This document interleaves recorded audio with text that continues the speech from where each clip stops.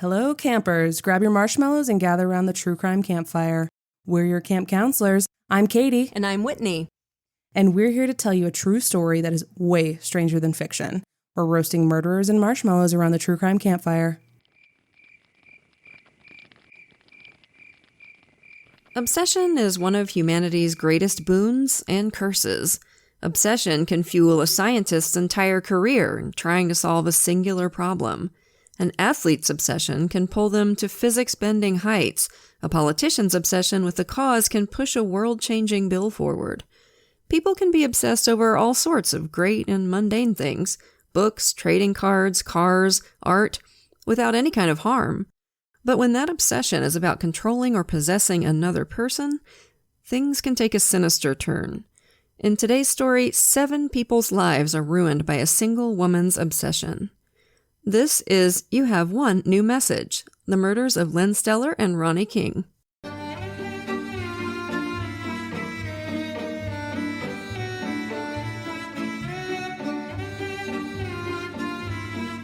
So, campers, for this one, we're in Middletown, Connecticut, November 1st, 1993. 25-year-old Gina Kochi was just getting home from her housekeeping shift at the local ski resort and hotel just after 5 p.m. Immediately, she could tell something was wrong. Her girlfriend, 43-year-old Lynn Stellers, and their 25-year-old roommate, Lynn's nephew Ronnie King, were supposed to be home by then, but the house was completely dark. She called out in the darkness, expecting one of them to answer, but there was no reply. As she felt her way into the dark house, she kept expecting Lynn or Ronnie to pop out and greet her, but no one did. Finally, at the end of the hallway, in the doorway to the kitchen, she tripped over something soft but solid on the floor. As she pawed at the wall to turn on the light, she saw with a shock of horror that the floor and the walls were covered in blood, and that the object she'd tripped over was in fact Lynn's prone body. Lying next to Lynn was Ronnie. Her first reaction was that it was the day after Halloween, that surely this was some sort of unfunny prank pulled on her by her girlfriend and roommate using discount fake blood or something, right? She yelled at him, "Get the hell up! What is wrong with you people?" It took several seconds for her to realize this wasn't a prank. The silence of the house was only broken by her breathing.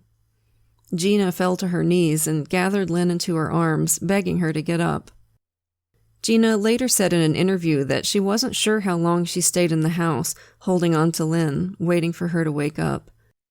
Eventually, she tried the telephone, but there was no dial tone, so Gina had to run to a neighbor's house to call the police. This is a sad little detail. When she initially called 911, she told them that her roommates were hurt because presumably she didn't want to out herself. Oh, bless her heart. I bet you're right about that. And that's so sad that she'd have to think about that at such an awful time, but yeah. When investigators arrived, they immediately declared it a double homicide. Detectives Bob Barone and Kevin Gino were assigned to the case. Barone said the scene looked like all hell broke loose. There were signs of an extreme struggle, but no signs of forced entry. Notably, both Ronnie and Lynn had their winter coats on, so it looked like they'd been ambushed right as they came inside the house. Both victims were shot and stabbed and bludgeoned, one with a mason jar and the other with a ceramic lamp. They'd been stabbed with several different knives multiple times. The knives used were from the victim's own kitchen, as well as the mason jar and lamp. And what does that sound like, campers? Perhaps a killer that was not prepared for their victims to fight back. Or maybe had one target and suddenly had to deal with 2. The level of overkill certainly indicated there was a lot of rage behind the killing, which probably ruled out a random home invasion or a stranger. This killer knew one or both of the victims, and they likely hated them or what they represented. The medical examiner later found that Ronnie's cause of death was the combination of the gunshot and stab wounds, while the gunshots or stab wounds were each sufficient to have killed Lynn. Crime scene techs quickly noticed a trail of blood leaving the scene, and tests would later find that it didn't belong to either Lynn or Ronnie. This is a common occurrence with stabbings or killings where there's a lot of struggle. Oftentimes the killer will hurt themselves in the attack too. Of course, as the person who found the bodies and the girlfriend of one of the victims, Gina was immediately the first person the detectives wanted to talk to. They tested her clothes for gunshot residue and blood. They impounded and tested her car for the same, and they questioned her for hours.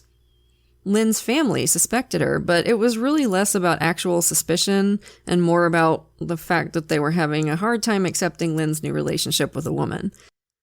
Meanwhile, the police checked Gina's alibi, and they ruled her out pretty quick. Now out from under the suspicious eyes of law enforcement, Gina was able to leave the state so she could finally visit somebody to comfort her. Somebody who could understand how much she was grieving, who knew Gina possibly better than she knew herself. She drove to Rutland, Vermont, her hometown, and called up Janet Griffin. Janet Griffin had known Gina Kochi her entire life. She babysat Gina as a kid. Gina would later tell Investigation Discovery that Janet was the mother she never had. When Gina got to her house, Janet was there waiting for her and just held her as she sobbed. Janet told her, "Why would someone want to do that to you?" Huh. What odd phrasing. Mm-hmm. Why would someone want to do that to you? Yeah. What Gina was too consumed with grief to notice is that Janet had seemed to have injured her hand. It was wrapped in a bandage. Let's put a pin in that for a moment, though, and rewind a couple of years. It was 1990, and Gina was on her grind.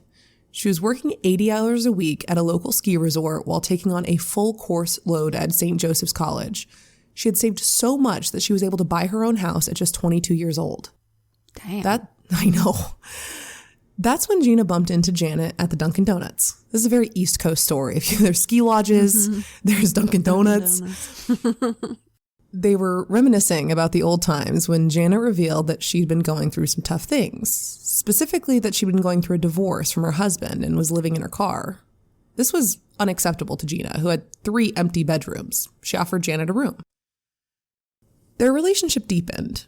Janet was so grateful for Gina's generosity and took care of Gina, making her meals, doing her housework, stuff that Gina didn't really have time to do herself. Gina even got Janet a job at the ski resort because she was head of the housekeeping department. Like, this girl was working. I gotta respect Gina. Holy shit. Absolutely. There, they made a tight little clique of friends in the housekeeping department. Natalie Jurgen, Janet's daughter Melody Jasmine, and Gordon Butch Fruin. Janet and Gina's relationship was weird. They quickly became closer than roommates, and then their relationship crossed into romantic territory, which is gross, to say the least. I mean, this woman saw Gina in diapers and then moved into her house and started a relationship with her. That's bizarre. That is really weird. I can't imagine looking at a kid that I babysat and like held in my arms and thinking, hey, babe, it's just, I don't know. It's weird. There's a mental block against that for me. Like, I want a piece of that. That's disgusting. I can't. Yeah. It's weird. Their relationship ended in June of 1992. Janet was deeply unhappy about it and begged Gina to take her back, but Gina refused. Like, we couldn't find exactly why the relationship ended, just that it ended, and Janet was devastated. But they kept living together and even shared a room. But Gina later testified that they were no longer intimate at that point. Well, that's weird as hell. I definitely could not have stood for 1 second to share an apartment, let alone a freaking bedroom, for God's sake, with any of my exes. I mean, once you're out, you want to be out, especially if one of you has really been out of shape about the breakup. So that's just wild to me. It's super weird. By January of 1993, Gina was a little sick of living and sharing a bed with her ex. So she told Janet that she had to move out. I mean, they were still working together, so they were basically around each other 24 hours a day. For people with a functional romantic relationship, that's too much, let alone exes. Janet did not take it well.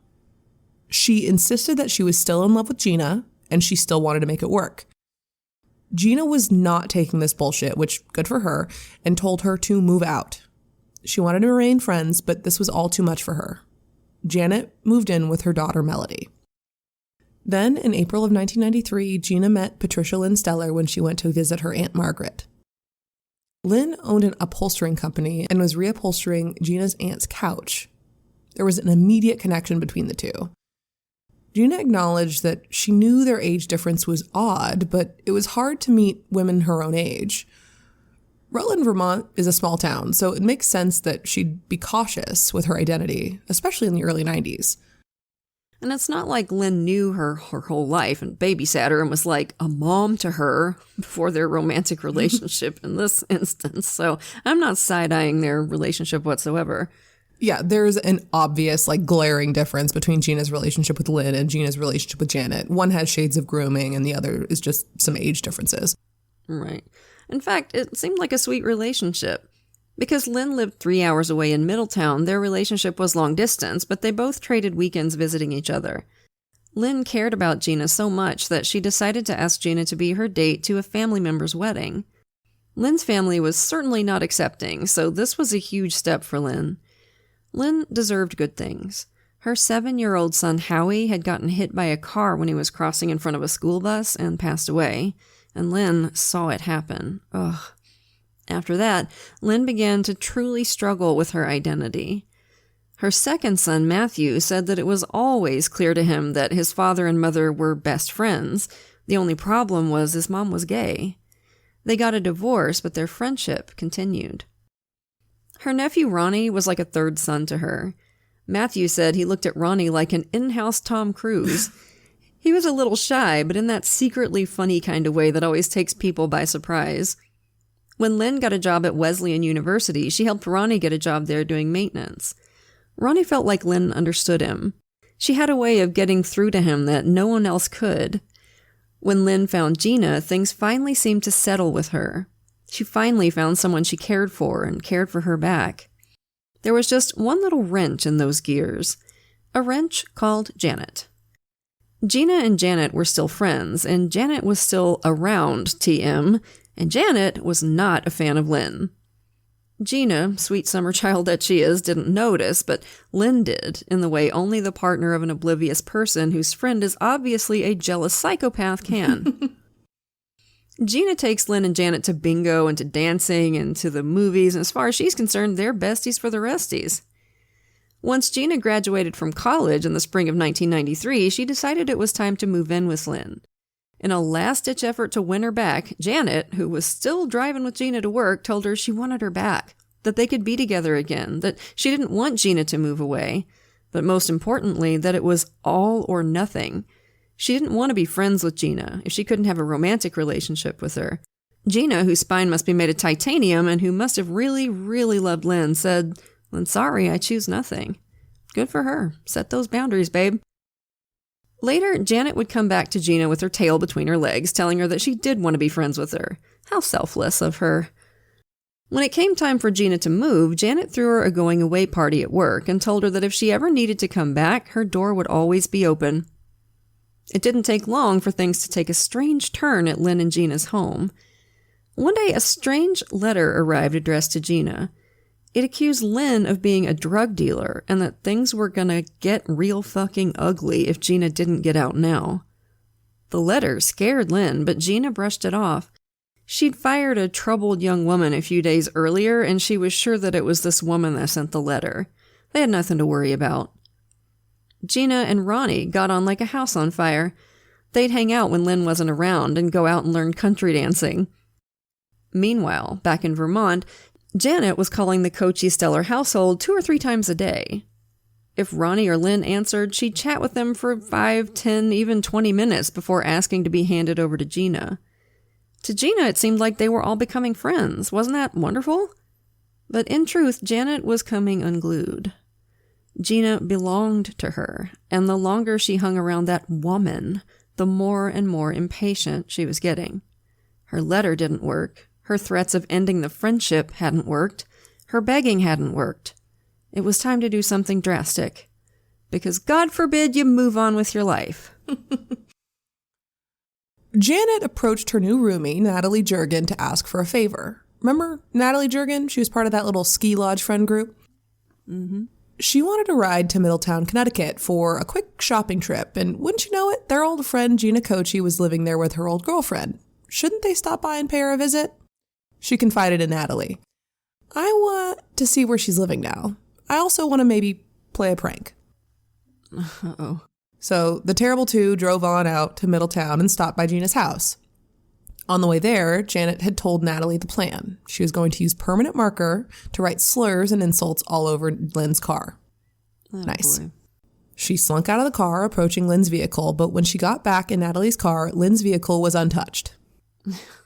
Natalie and Janet repeated these little excursions a few more times, and as summer drew to a close, their trips changed in tone. Janet started directing Natalie to drive to Wesleyan University, where Lynn was working, so they could follow Lynn home. She'd take pictures of her car, draw maps of possible routes to and from the university. According to court documents, Janet told Natalie that she planned to kill Lynn using all this juicy info they were gathering. Jesus. She was either going to stab her or pour ether all over her in her car and light her on fire. Jiminy fucking Christmas. Holy shit. Now, I suspect that Natalie thought she was joking or too much of a coward to go through with it. Well, yeah, I mean, she didn't even draw on the car, for God's sakes. Very true. But either way, you'd think she would have called up her old pal, Gina Kochi, and been like, yo, your psycho ex is taking a one-way train to Stalkertown, and I've accidentally been the conductor. But alas, no. Natalie was happy to go on 2 additional trips with Janet after this little confession. Wow. In the first 2 weeks of October, Janet brought along a dark cap, gloves, and a .32 caliber handgun in her bag. She got out of Natalie's car and waited in an intersection that Lynn would be driving by on her way home from work. Fortunately, Lynn didn't show up that evening. She had a doctor's appointment and took a different route home.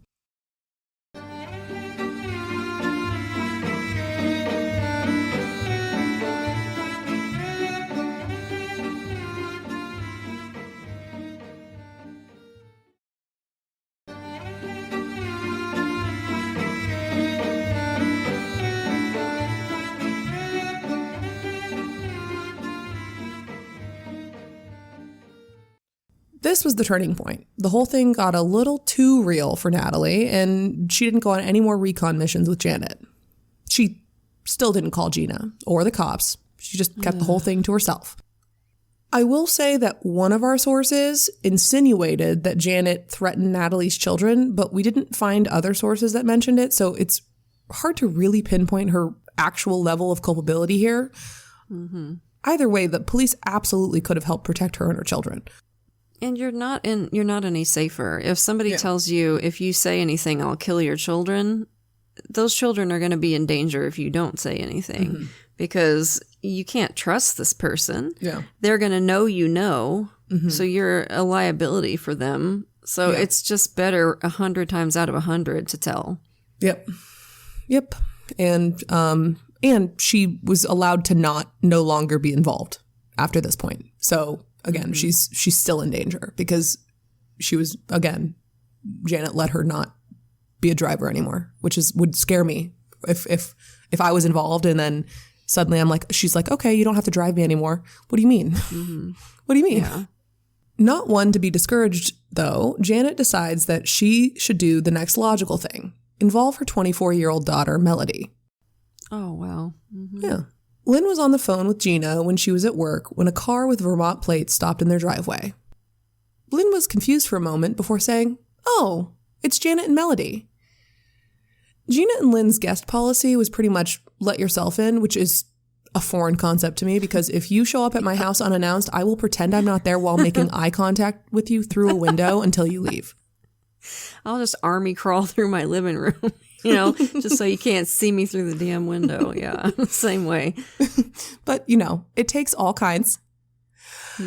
Gina was just delighted, and so was Janet, for the record, but for an entirely different reason. She wanted to see how the house was laid out. So creepy. That evening, while chatting over dinner, Gina told a story that caught Janet's ear. She was laughing about having forgotten her keys on the counter the other day and getting home before anybody else. She'd tried to squeeze herself through the house's doggy door to get herself inside, but to no avail. And while she was laughing, Janet's mind started concocting a plan. Her other friend, Butch Fruin, from work, was a pretty small guy. The dog door was medium-largish, and it seemed like Butch could easily fit through it. As soon as Janet asked, Butch agreed to help her kill Lynn Stellar, which is astonishing to me. It would be no problem, he told her. In fact, he was the one who lent her his father's gun she was going to use on the failed attempt on Lynn's life earlier that same month. Now, we've said this before on this show, but we tend to not believe in the Svengali type. But what the fuck was happening in this friend group? Seriously, what kind of hold did Janet have on these people that she could just say jump and they'd say, how high? Or in Butch's case, how short? I mean, I'm pretty loyal to my friends, but if one of them asked me to help them commit murder because their ex-situationship had moved on, I'd probably be dropping their happy ass off at the nearest police station, not aiding and abetting. Not trying to virtue signal over here, but it genuinely seems like both Natalie Jurgen and Butch Fruin made their lives significantly harder by agreeing to Janet's little scheme. It's just bizarre. Either they're the second and third worst people in the world right behind Janet, or she's got some serious powers of persuasion, which we've seen before. We know some people do. So with Butch in tow, all Janet needed now was a getaway driver. Natalie was out. She'd made that much clear. Who could they count on? Well, Melody was already involved, right? In for a penny, in for a pound. Her daughter. She's involving her daughter in this shit. Unreal. Janet told her that they were just going down to visit Gina. She asked Melody to drop them off near the house and then sent her to pick them up some cigarettes in town. Janet and Butch walked holding hands to the house and rang the doorbell in order to make sure nobody was home. Once confirming that nobody was, both Janet and Butch crawled through the dog door and sat waiting. At 3:30 p.m., Lynn and Ronnie arrived at the house through the garage and entered the kitchen. There, Janet and Butch were waiting. Janet shot Lynn and Ronnie 3 times each. When the gun was empty, she realized both victims were still alive and demanded Butch help her. Butch grabbed a butcher knife from the knife block on the counter and handed it to Janet, who stabbed wildly at both Lynn and Ronnie. In the process of the struggle, the knife severed the phone line and knocked the phone off the hook. She also used a paring knife and a serrated knife to attack the victims, which is a sign of severe overkill. Ronnie and Lynn were still alive, though, so Janet told Butch to hand her something else. He handed her a lamp, which she smashed over Lynn's head, then hit Ronnie with a mason jar. This is what actually injured her hand, when the mason jar shattered and cut her. Her blood was found on Ronnie's clothing, on the wall in the hallway leading away from the scene and out the door. They dumped the gun in a pond as they drove away. Now, whether Melody saw this, we don't know. So, a few days after the murder, how was the investigation going? Pretty good, honestly, at least by TCC standards. 3 days after it started, the detectives got an anonymous phone call telling them that they should look into Janet in Vermont because she had an injured hand. They didn't know what Janet looked like or even where she lived, so they decided to make an appearance at the funeral to see who showed up with a bandaged hand. Detective Bob Barone took Gina to a separate room and asked her if she knew anyone named Janet. She said, yeah, of course. And when he asked if he could speak to her, Gina freaked out a little. She called him an asshole and told him he was wasting time chasing this lead and they needed to go find the real killer, bless her heart. Bob would later tell ID that he found this to be a very authentic reaction. She was defensive over her friend, and he thought she was just protecting her own mind from the horrific thought that someone so close to her could betray her like this. Absolutely. Despite her initial reaction, Gina did manage to arrange a meeting between the detectives and Janet, though. They met at Gina's home in Rutland Falls. Janet was strikingly calm throughout the interview. She told them that on the day of the murder, she'd been with Butch in a different town, picking something up for her grandson. Janet did indeed have a cut on her hand. When asked about it, she told the detectives that on November 2nd, she'd been changing a light globe at work when it shattered. She immediately filed an injury report with her boss and started the process for a workman's comp claim. The detectives, though, were about 157 steps ahead at this point, because for narrative purposes, we haven't told you something. Like we said, during the murder, Janet's knife cut the phone line and knocked the phone off the hook, which activated the answering machine. By some miracle, it recorded everything that was happening in the room. And the recording is one of the most chilling things I've ever heard in my life. Oh, Lord. The tape starts with Janet snapping at Butch. I thought you were going to help me. Butch, hold her. Oh, my God. In the background, Lynn is begging for her life. No, please. No, don't. Don't. No, don't. Come on, please. I've got a son. Come on, Janet. Oh, God. Butch, struggling, tells Janet, do it. And Lynn yells, Janet, no, as we hear an ineffectual clicking noise. Janet huffs and says, oh, great, I can't. Then Stellar calls out, Ronnie, no, Janet, no. Oh, Lord. There's more struggling, more yelling. Then Janet orders Butch, give me something, anything. He must hand her the ceramic lamp because a few moments later, there's the sound of glass shattering. She then says, Butch, here, he's not done. No, hand me something. And there's more glass breaking. Then Butch says, let's go. Janet agrees. He's done. Let's go. The tape then records the eerie silence of the house until the tape runs out. The cops heard the tape that morning before they interviewed Janet, and naturally, it was a goddamn bombshell. It's as good as a taped confession. The victim was reaching out from beyond the grave and sending a message, telling the detectives who had done this to her and her nephew. There was still quite a bit that the police didn't know. They didn't know who the man on the tape was. They didn't know if there was any other accomplices, if anyone knew about this murder. They needed to put the screws to her in a more controlled environment. So they asked if she could come meet them at the Rutland PD the next day for an interview. She agreed easily. She had told them she had been with Butch Fruin in town all day on the day of the murder, so they did pay Butch a visit to confirm her alibi. Butch's story matched Janet's, but in a suspicious, rehearsed way. They asked him to visit the police department the next day as well for a formal interview, and he set up a time. They talked to Butch first, and when he started in on the alibi story again, the detective stopped him. We already know you're lying, they told him. And then they popped the answering machine tape into the cassette player. And when he heard what was on it, Butch folded like an origami crane. He looked like he'd seen a ghost, and it was almost like he had. I can only imagine the panic when he realized what he was listening to. Butch said he'd gone to Middletown with Janet, but he had no idea that the murders were going to happen. He said that Janet held him at gunpoint and forced him to crawl through the dog door and let her in the house. Then she made him wait in the house with her, which he did without putting up a fight, and when Ronnie and Lynn came home, he sat back and watched as she violently put an end to 2 people's lives.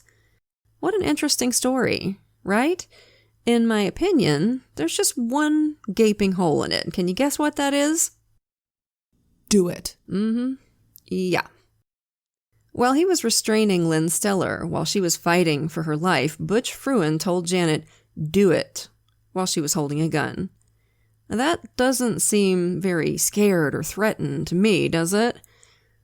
Well, anyway, that half-confession was enough to put some pressure on our Ice Queen Janet, who, upon hearing about Butch's confession, in her first display of real emotion since speaking to investigators, simply laid her head in her hands. But then she lifted her head up and made eye contact with the detective and said, cool as a fridge full of cucumbers, I couldn't have done this. I couldn't kill anybody. The detective just shrugged and said, tell you what, Janet, it's starting to look like we might be getting a warrant for your arrest here in a couple of days, so you sit tight. Janet told him she would be staying with her daughter and they could find her there if they needed her. And on November 9th, 1993, just a week and a half after the murders of Lynn Stellar and Ronnie King, police put the habeas corpus on Janet Griffin. Gina Kochi was shaken to her core. It was a betrayal she almost couldn't comprehend. These people were her friends.